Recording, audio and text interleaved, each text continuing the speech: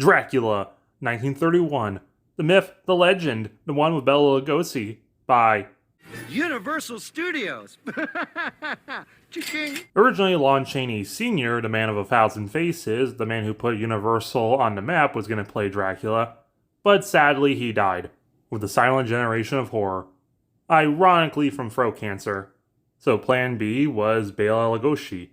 He's probably one of the most appropriate actors to take the role of Dracula. One, he played him on stage, and two, Bela Glasgow is from Lagos, which is a part of Romania, and historically Transylvania, even if he is Hungarian.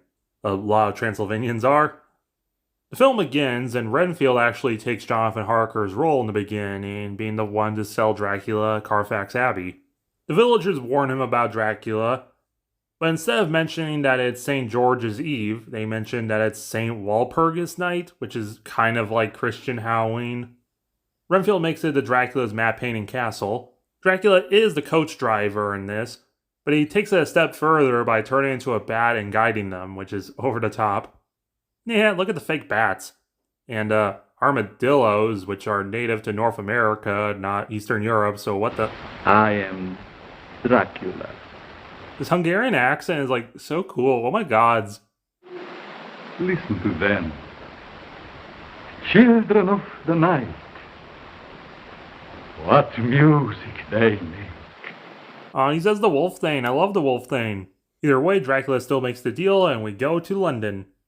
The footage of the crew is actually from the silent film Stormbreaker. But either way, Dracula takes out the crew, nails the guy to the steering wheel, or whatever it's called. Dracula makes it to London, and he's just slugging it, sucking on bitches' necks. Edward Van Sloan is our first Van Helsing, and he does a great job.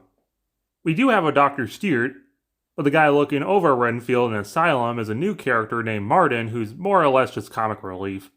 We actually do have a Lucy, and we meet her, Mina, and John at the opera, but this film still has no Arthur and no Quincy. Poor Jonathan, he gets really overlooked. Meanwhile, Lucy thinks Dracula's hot, and really, can you blame her?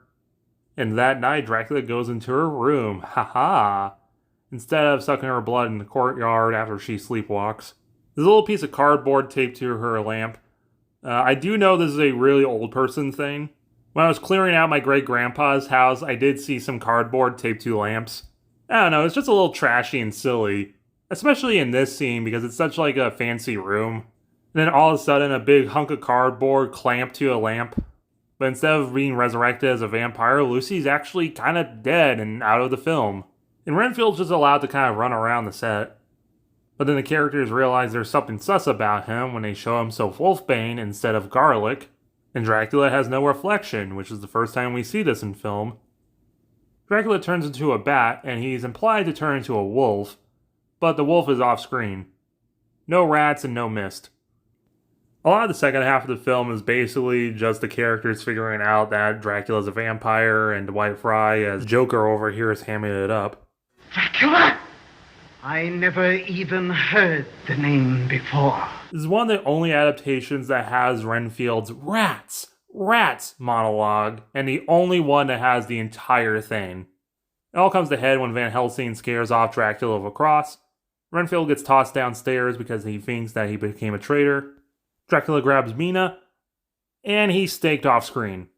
Dracula does have brides in this film, but they're just kind of forgotten about. Final body count. 15! And now it's Dracula, 1931. The ending's definitely a disappointment. Some of the side characters are kind of not interesting. It goes a little downhill after we leave Transylvania, which is the same of the book.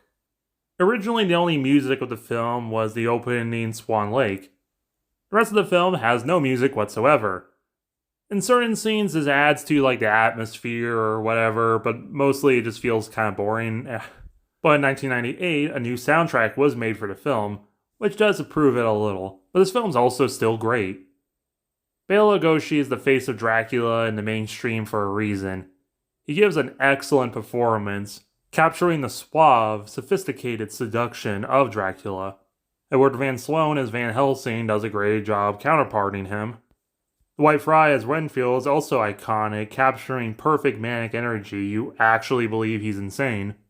A lot of the set design's really nice, and the lighting's perfect, really emphasizing Dracula's eyes in a very unique way. This film is one of the most influential films ever made, being the first silent horror film ever made, kicking off the golden age of horror of the 30s, creating an icon of Bela Lugosi, creating the face of Dracula, and even inspiring I Am Legend, indirectly inspiring the zombie genre. So overall, this film deserves a 7.5 out of 10.